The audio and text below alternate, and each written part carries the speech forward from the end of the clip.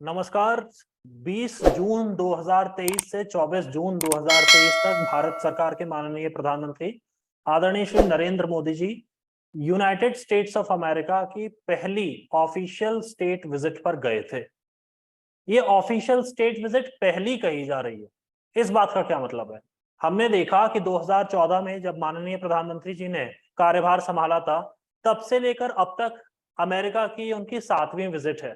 मगर न्यूज में बार बार ये कहा जा रहा है कि ये उनकी पहली ऑफिशियल स्टेट विजिट है। देखिए, हमें यहाँ पर समझना होगा कि स्टेट विजिट क्या है, ऑफिशियल स्टेट विजिट क्या है, और ये जो वर्तमान में जो स्टेट विजिट हुई है, इससे भारत को क्या क्या लाभ हुए हैं। इस सेशन के माध्यम से हम इन सभी बिंदुओं पर प्रकाश डालने का प्रयास करेंगे।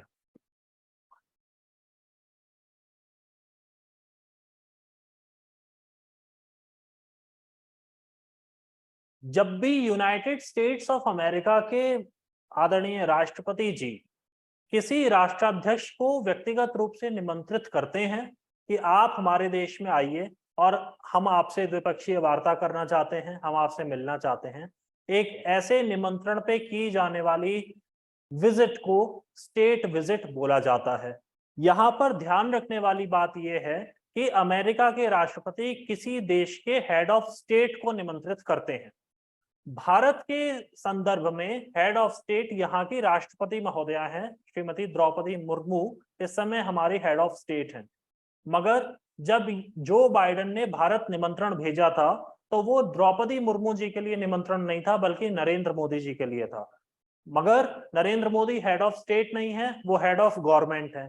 ऐसे में अमेरिका में एक नया शब्द निकला, ऑफिशियल स्टेट विजिट।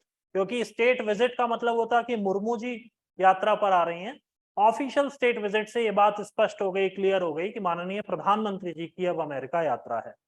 और अब हम यहाँ पर ये भी देख लें कि जो स्टेट विजिट होती है, उसमें उसमें ऐसी कौन सी चीजें हैं जो स्टेट विजिट को दूसरी किसी विजिट से अलग बनाती है। हमने हमेशा देखा है कि जब भी प्रधानमंत्री अमेरिका जाते हैं, वो या तो यूनाइटेड नेशंस में शरीक होने जाते हैं या इसी तरीके के किसी मल्टीलेटरल ऑर्गेनाइजेशन, बहुपक्षीय संस्था में या संगठन में शिरकत करने के लिए जाते हैं। लगे हाथ वो अमेरिका के राष्ट्रपति से भी मुलाकात कर लेते हैं। मगर इस बार पहली बार ऐसा हुआ कि वो अमेरिका के राष्ट्रपति के निमंत्रण पर गए थे। ऐसा निमंत्रण पाने वाले वो भारत के तीसरे गणमान्य हैं। वर्ष 1963 में डॉक्टर सर्वपल्ली राधाकृष्णन को यह सम्मान मिला था, और उसके बाद सन 2009 में डॉक्टर मनमोहन सिंह को यह सम्मान मिला था। उसके बाद तीसरे नंबर पर सम्मान पाने वाले आदरणीय नरेंद्र मोदी जी हैं। जो भी राष्ट्राध्यक्ष स्टेट विजिट पर वॉशिंगटन डीसी जाएंगे, अमेरिका जाएंगे, उनको अमेरिका के राष्ट्रपति और उनकी पत्नी, जिन्हें यूएस की फर्स्ट लेडी भी बोला जाता है, वो लोग व्यक्तिगत रूप से रिसीव करेंगे। The president of US and the first lady receive the guest themselves. 21 तोपों की सलामी दी जाएगी।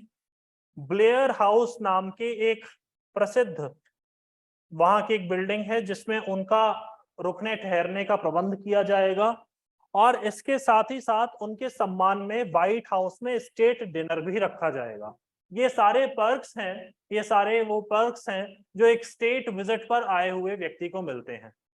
हमारे केस में, नरेंद्र मोदी जी के केस में, ये एक स्टेट विजिट ही है। बस चूंकि Narendra Modi head of state नहीं है, इसलिए इसको ऑफिशियल स्टेट विजिट कह दिया गया है।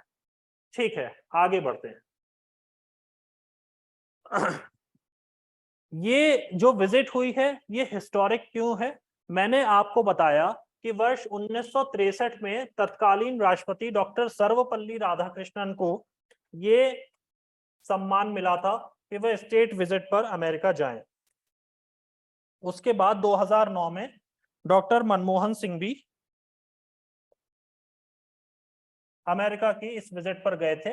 2009 की ये जो स्टेट विजिट हुई थी, ये इन मायनों में भी बड़ी ऐतिहासिक है कि जो सिविल न्यूक्लियर डील हुई थी 2009 की, वो इसी विजिट के दौरान हुई थी।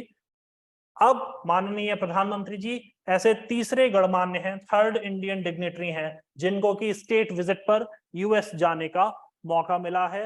हमें मालूम होना चाहिए कि 2014 से पहले तक श्री नरेंद्र मोदी का अमेरिका में घुसना प्रतिबंधित था। अमेरिका ने नरेंद्र मोदी के ऊपर बैन लगाया हुआ था कि वो उनके देश में घुस नहीं सकते हैं। जब वो 2014 में देश के प्रधानमंत्री बने तब ये बैन हटा।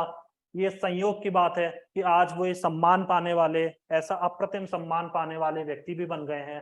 तो ये एक आयरनी है, ये किस्मत की बात है कि एक वक्त में जिस देश में घुसना भी प्रतिबंधित था, आज उस देश का राष्ट्रपति निमंत्रित कर रहा है। साथियों आगे बढ़ते हैं। अच्छा, यहाँ पर एक ध्यान देने वाली बात यह है कि जब 1963 में कभी ऐसा भी हो जाता है, जैसा मैंने आपको बताया कि जो स्टेट विजिट है वो अमेरिका के राष्ट्रपति के निमंत्रण पर होती है, तो यहाँ पर कभी सवाल ये भी पूछा जा सकता है कि 3 स्टेट विजिट्स में कौन कौन राष्ट्रपति रहे हैं। तो जब 1963 में 1963 में डॉक्टर सर्वपल्ली राधाकृष्णन यूएस गए थे, उस वक्त यूएस के प्रेसिडेंट जॉन एफ कैनेडी थे। जब 2009 में डॉक्टर मनमोहन सिंह यूएस गए थे, उस समय बराक ओबामा वहां के प्रेसिडेंट थे। और जिस समय अब माननीय प्रधानमंत्री जी अमेरिका यात्रा पर गए हैं, इस समय जो बाइडेन वहां के राष्ट्रपति हैं।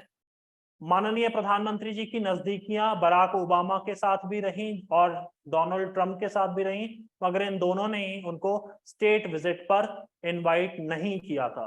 यहाँ पर एक बात और भी ध्यान रखिएगा कि एक राष्ट्रपति अपने कार्यकाल में किसी एक हेड ऑफ स्टेट को एक ही बार बुला सकते हैं। ऐसा नहीं है कि उनके अपने संबंध नरेंद्र मोदी जी से व्यक्तिगत बहुत अच्छे हैं तो वो उनको हर साल स्टेट विजिट पर बुला लें, नहीं। उनका 4 साल का कार्यकाल है और स्टेट विजिट पर नरेंद्र मोदी जी एक ही बार जाएंगे। हाँ, वो यूएन के काम से वहां पे जा सकते हैं, वो वैसे किसी भी विजिट पे जा सकते हैं, मगर ऑफिशियल स्टेट विजिट पर एक राष्ट्रपति किसी देश के हेड ऑफ स्टेट को एक ही बार निमंत्रित करेंगे। इस विजिट से भारत ने क्या हासिल किया? सबसे ज्यादा महत्वपूर्ण चीज, सामरिक दृष्टि से भी और परीक्षा की दृष्टि से भी, ये दोनों ही बातों से हमारे लिए बहुत महत्वपूर्ण है कि आखिर हमने पाया क्या। देखिए, हिंदुस्तान एरोनॉटिक लिमिटेड जो हमारे यहाँ के विमान निर्माता कंपनी है, उसने लाइट कॉम्बैट एयरक्राफ्ट तेजस बनाया हुआ है, जिसे हम बोलते हैं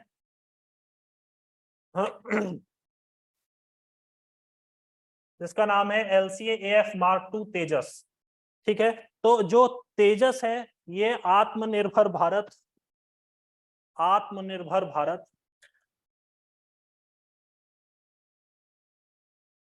और मेक इन इंडिया, ये दोनों के ही दृष्टि से बहुत जरूरी है।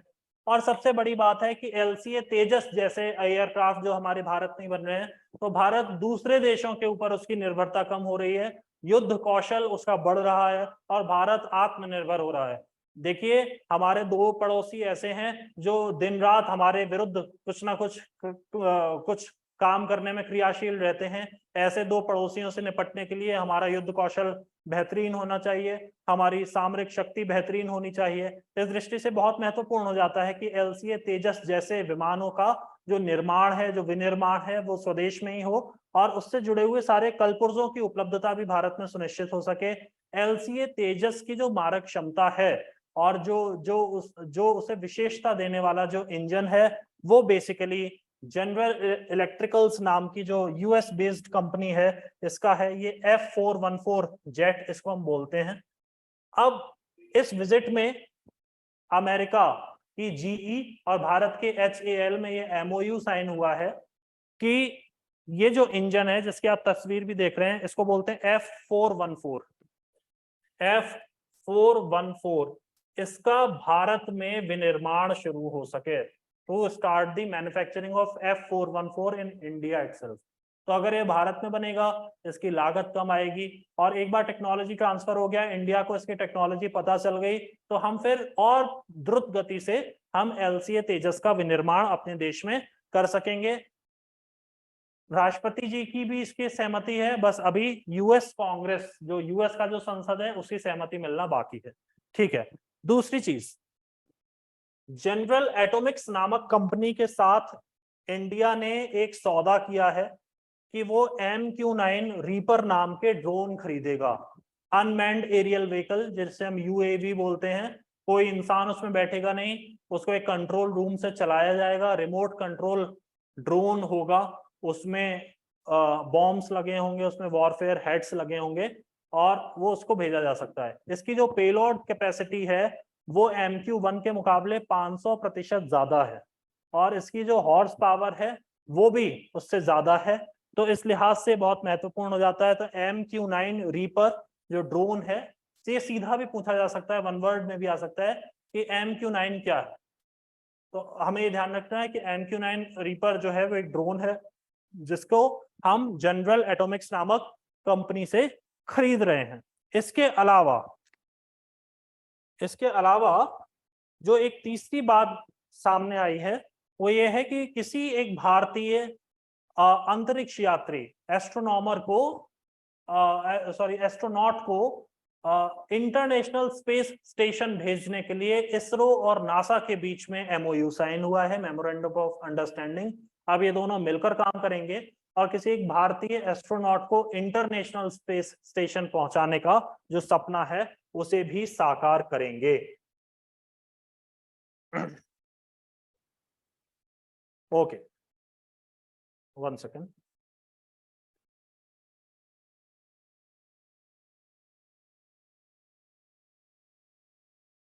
अदर टेकअवेज क्या है? हमने अभी तक ये समझ लिया कि इसरो और नासा के बीच में MOU साइन हुआ है, और इसके अलावा हमें क्या हासिल होगा? देखिए, सबसे बड़ी बात है, आपने देखा कि प्रधानमंत्री जी की वहां पे अमेरिका में बहुत सारे CEOs के साथ मुलाकात हुई थी।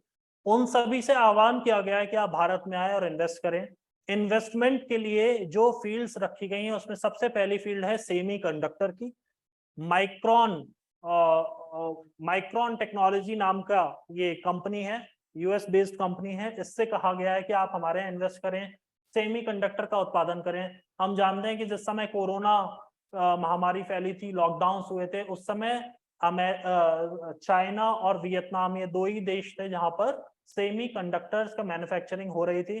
साउथ कोरिया भी एक देश है, मगर क्योंकि एक्सपोर्ट इंपोर्ट उस वक्त में बंद हो गए थे, तो ऐसे समय में बहुत बड़ी समस्या भारत के सामने आके खड़ी हो गई थी कि हम सेमीकंडक्टर्स को कहां से प्रोक्योर करें। ऐसे में अगर हमारे ही देश में सेमीकंडक्टर्स मैन्युफैक्चरिंग शुरू हो जाएगी तो ये सोने पे सुहागा हो जाएगा। तो इसलिए जो माइक्रोन टेक्नोलॉजी नामक ये कंपनी है, इससे बात कही गई है कि आप हमारे यहाँ सेमीकंडक्टर इंडस्ट्री के लिए इन्वेस्टमेंट करें। इसके अलावा सिविल एविएशन मतलब नागरिक विमानन का जो क्षेत्र है, जिसमें जैसे हम जानते हैं अमेरिका की कंपनी है बोइंग, तो तो इस तरीके की जो जो जो जो बड़े एरोप्लेन और एयरक्राफ्ट निर्माता कंपनी हैं, उनसे भी ये दरखास्त की गई है कि वो आप भारत में आए, इन्वेस्टमेंट करें, और इससे हमारे यहाँ जो अपनी जो आत्मनिर्भरता भी बढ़ेगी और हमारे यहाँ रोजगार का भी सृजन होगा। तो सेमीकंडक्टर है, सिविल एविएशन है और रिन्यूएबल एनर्जी भी है, जैसा सोलर फोटोवोल्टेक है, विंड मिल्स हैं। इसके क्षेत्र में भी यहाँ पे इन्वेस्टमेंट बढ़ाने की जरूरत है। जो हमारा पेरिस समझौते को लेकर हमारे लक्ष्य हैं, उस लक्ष्य को आत्मसात करने के लिए, चरितार्थ करने के लिए बहुत जरूरी है कि हम रिन्यूएबल एनर्जी यानी अक्षय ऊर्जा पर बल दें, और उसके लिए पैसे की जरूरत पड़ती है, इन्वेस्टमेंट की जरूरत पड़ती है। अगर बड़े उद्योगपति इस क्षेत्र में इन्वेस्टमेंट करेंगे तो भारत की राह आसान हो जाएगी। इसके अलावा एक बात सुनने में जो आ रही है वो ये है कि अमेरिकी प्रशासन राजी हो गया है कि वो बेंगलुरु में और अहमदाबाद में अपने नए कॉन्सुलेट्स खोलेगा। देखिए, देश की राजधानी में किसी देश के एम्बेसी, किसी देश के मिशन को एम्बेसी या हाई कमीशन बोला जाता है। अगर दिल्ली में खुला है तो वो या एम्बेसी कहलाएगी या हाई कमीशन कहलाएगा। अगर बेसिकली यहाँ पे एम्बेसी और हाई कमीशन में डिफरेंस है कि अगर कॉमनवेल्थ के जो मेंबर्स हैं, मेंबर कंट्रीज हैं कॉमनवेल्थ की, उनके आपस में जो मिशंस हैं राजधानियों में, उनको हाई कमीशन बोला जाता है, और जो कॉमनवेल्थ मेंबर्स नहीं है उनके जो मिशंस हैं उसको एम्बेसी बोला जाता है, इस तरीके से। मगर अगर उसी देश में राजधानी के अलावा और किसी बड़े शहर में एक मिशन खोला जाता है तो उसे कॉन्सुलेट या कॉन्सुलेट जनरल बोला जाता है। तो अब अमेरिका का एम्बेसी तो दिल्ली चाणक्यपुरी में ही है, शांति पथ में, हम सब जानते ही हैं। मगर अब बेंगलुरु में और अहमदाबाद में कॉन्सुलेट खोलने का विचार अब अमेरिकी सरकार ने बना लिया है। इससे पता चलता है कि बेंगलुरु और अहमदाबाद और उसके आसपास के क्षेत्रों में US जाने वाले लोगों के लिए या US से इन क्षेत्रों में आने वाले लोगों के लिए मतलब बहुत बड़े स्केल पर जो है आदान प्रदान चल रहे हैं। तो उनका जो काम है उसे आसान बनाने के लिए एक कॉन्सुलेट की भी जरूरत पड़ती है। ठीक है। और इस मुलाकात का जो अंतिम मेजर टेक अवे है वो है H1B वीजा। तो H1B वीजा एक वर्किंग वीजा है, 3 साल के लिए मिलता है। अब उसमें ये सुधार आया है कि अगर आपका 3 साल का वीजा पूरा होने वाला है, तो पहले क्या नियम था कि मान लीजिए आपके पास H1B वीजा है, आप 3 साल के लिए अमेरिका गए हैं, और वो जैसे ही वीजा आपका कंप्लीट होने वाला होगा, उसके पीरियड मैच्योर होने वाला होगा, तो अब आपको दोबारा अपने होमलैंड जाना पड़ेगा और दोबारा से वहां से अप्लाई करना पड़ेगा। अगर आपको वीजा मिला तो आप फिर से अमेरिका आ पाएंगे। आपको ये जानकर हैरत होगी कि H1B वीजा पाने वालों की इतनी लंबी वेटिंग लिस्ट है कि 800 से ज्यादा दिन लग जाते हैं। मतलब 2 साल, 2.5 साल, 3 साल आपको लग जाएंगे तब जाकर के कि आपको किसी तरीके से H1B वीजा मिल पाएगा। तो अगर आपका अच्छा खासा काम चल रहा था, आपका वीजा बीच में खत्म हो गया, अब आप दोबारा जाइए, 2-3 साल बाद आप लौटेंगे, तो देखिए आपका भी लॉस है और आप जिस देश में वो इकोनॉमिक एक्टिविटी कर रहे थे जाहिर तौर पर उसका भी लॉस है। किसी का रेस्टोरेंट चल रहा है या किसी का कुछ एक स्टार्टअप चल रहा है, वो उसने 3 साल में गति पकड़ी थी, उसका वीजा खत्म हो गया, वापस चला गया, 2-3 साल उसे दोबारा वीजा लेने में लगे, तब तक सब कुछ खत्म हो चुका होगा। तो ऐसे में इस गलती को सुधारने के लिए अब ये फैसला किया गया है कि अगर आपका H1B वीजा मैच्योर हो रहा है, वो खत्म होने वाला है, उसकी डेट जो है अब एक्सपायर होने वाली है, तो आप दोबारा से अमेरिका में रहते हुए ही उसे रिन्यूएबल के लिए आप अप्लाई कर सकते हैं। इससे वहां रह रहे भारतीयों को और बाकी सभी देशों के लोगों को बहुत ज्यादा फायदा होने वाला है। ये माननीय प्रधानमंत्री जी की विजिट के तुरंत बाद ये फैसला लिया गया है। तो मैं ऐसे में ये देख रहा हूँ कि एक्चुअली 2024 का जो साल है वो एक ऐसा साल है कि जब हमारे यहाँ भी इलेक्शन है और उनके यहाँ भी इलेक्शन है। उनके राष्ट्रपति जी का चुनाव है, हमारा प्रधानमंत्री जी का मतलब लोकसभा का चुनाव होगा। हमारे यहाँ एंटी इनकम्बेंसी का इशू भी चल सकता है क्योंकि ऑलरेडी 2 टेन्योर मिल चुके हैं। अब तीसरी बार प्रधानमंत्री को और उनकी सरकार को ये इस अग्नि परीक्षा से गुजरना है। तो ऐसे में और वहां पर भी जो बाइडेन है और उनको कड़ी टक्कर देने के लिए डोनाल्ड ट्रंप और उनकी पार्टी खड़ी हुई है। तो बहुत इस समय ये क्रिटिकल फेज है, दोनों ही देश एक दूसरे का समर्थन और सहयोग करने में जुटे हुए हैं। जितना जो कुछ फायदा हो सकता है वो दोनों ही देश की जनता को मिलना चाहिए, ऐसा दोनों सरकारों का मानना है, क्योंकि वहां पर भी इंडियंस का वोट बहुत ज्यादा है। ऐसे में H1B वीजा का जो इशू है वो एक पॉलिटिकल इशू भी बन जाता है, उसे काफी हद तक रिजॉल्व करने का, उसका समाधान करने का प्रयास किया गया है। तो हमने इस वीडियो के माध्यम से जाना और देखा कि कितना कुछ अभी बदलाव आ रहा है। ये एक ऐतिहासिक विजिट है, हर लिहाज से ऐतिहासिक है। किसी भी दृष्टि से ये नहीं कहा जा सकता कि ये बस ऐसे ही हवा में ये विजिट हो गई, नहीं। और इस विजिट के साथ के बीच में माननीय प्रधानमंत्री जी न्यूयॉर्क भी गए थे। उन्होंने इंटरनेशनल योगा डे में शिरकत की थी, जो न्यूयॉर्क में जो यूएन हेडक्वार्टर्स हैं वहां पर गए थे। सभी यूनाइटेड नेशन मेंबर कंट्रीज के साथ उन्होंने योगा किया था। ये अपने आप में गिनीज बुक वर्ल्ड रिकॉर्ड बन चुका है। तो ये तो एक अपने आप में महत्वपूर्ण घटना थी, मगर ये केवल वहीं तक सीमित थी। मगर जो उसके बाद जो अमेरिका के साथ हमारा जो द्विपक्षीय वार्ता हुई है वहां के राष्ट्रपति जो बाइडेन और हमारे प्रधानमंत्री जी के बीच में, उसका सीधा सीधा फायदा दोनों ही देशों के नागरिकों को मिलेगा। और ऐसी आगे कोई भी विजिट होंगी तो हम उसकी जानकारी भी आप तक पहुंचाएंगे। आज के वीडियो में इतना ही, धन्यवाद।